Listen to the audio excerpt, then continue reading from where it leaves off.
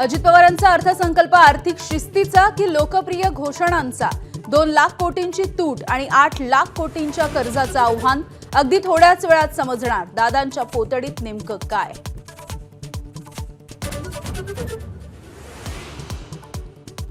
सत्ताधाऱ्यांच्या 8 साखर कारखान्यांना सरकारच्या हमीनं 1100 कोटींचं नवं कर्ज. विधानसभा निवडणुकीमध्ये केलेल्या कर्जाची परतफेड. दिलीपराव देशमुखांच्या मारुती साखर कारखान्याचा सुद्धा समावेश.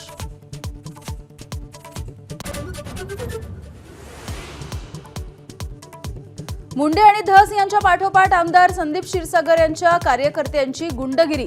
क्षीरसागरांच्या कार्यकर्त्यांकडून शोरूमच्या मॅनेजरला मारहाण. सीसीटीव्हीचा व्हिडिओ व्हायरल. धनंजय मुंडेंसह 10 जणांना सह आरोपी करा, अंजली दमानिया यांची मागणी. प्रकरण अंगावरती शेकणार असं दिसल्यावरती मुंडेंनी कराडला शरण यायला लावल्याचाही आरोप.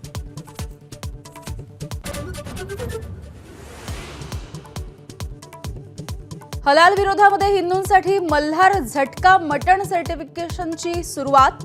हलाल सर्टिफिकेशन विरोधात नितेश राणे यांची आक्रमक आघाडी.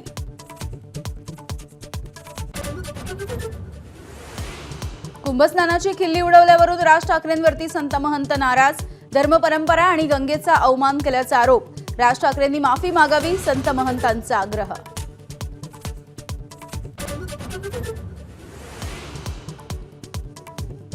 प्रशांत कोरटकरला उच्च न्यायालयामध्ये हजर राहण्याचे आदेश. उद्या सकाळी 10:30 वाजता स्वतः हजर राहण्याचे हायकोर्टाचं समन्स.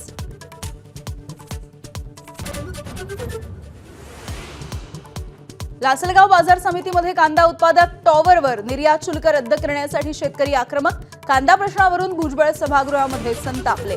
केंद्राशी चर्चेची पणन मंत्र्यांची ग्वाही.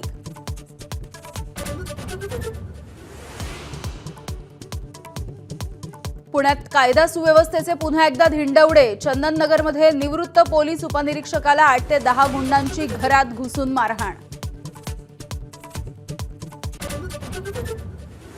आयसीसी चॅम्पियन्स ट्रॉफी जिंकणाऱ्या भारतीय संघाचं विधानसभा आणि लोकसभेमध्ये कौतुक. मुख्यमंत्री फडणवीसांनी मांडला संघाच्या अभिनंदनाचा ठराव. टीम कोचसह सर्व खेळाडूंच्या कौतुकाचा ठराव एकमतानं मंजूर.